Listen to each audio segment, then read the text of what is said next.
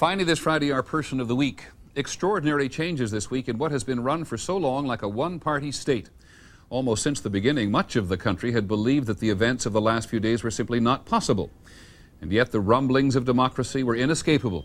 And thanks to the efforts of the government, the International Brotherhood of Teamsters has its first president openly elected by the membership. Where I'm coming from is this union is about the membership, the forgotten people, good contracts, decent pensions, having union officers go into the office there and represent the members.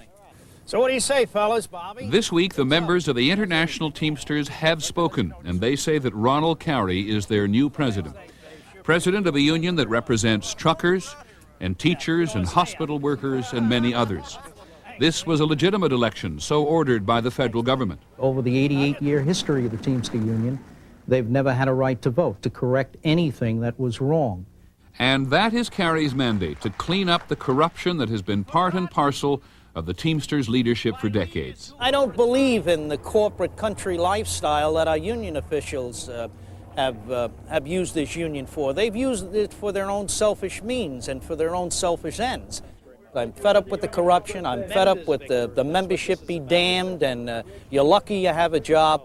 Ron Carey's election means that the Teamsters, which have been rotten at the core for so long, are indeed on their way to becoming what unions are supposed to be. Because what this means is that the nation's most important single union is actually going to become a union again instead of a subsidiary of organized crime.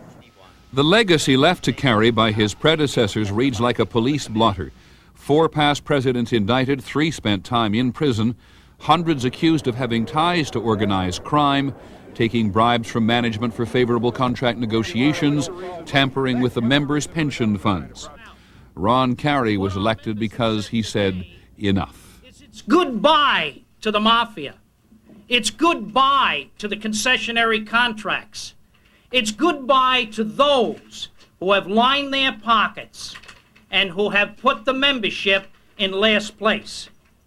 Ron Carey grew up in Queens, New York. His father drove a United Parcel Service delivery truck. As a teenager, Ron was a championship swimmer, but he turned down a college scholarship and joined the Marines. After the service in 1955, Carey went to work driving for UPS. By 1976, he was president of the local. Started out as a shop steward and worked my way up and have fought the system. But the system fought back when he campaigned as a reformer to lead the local. UPS management, happy with the union leaders in place, threatened to blackmail Carey if he refused to withdraw. Carey recorded the threats on tape and used them to his advantage. Carey, Carey, Carey. In this campaign for the national leadership, Carey ran once again as a reformer, as outsider against the old guard.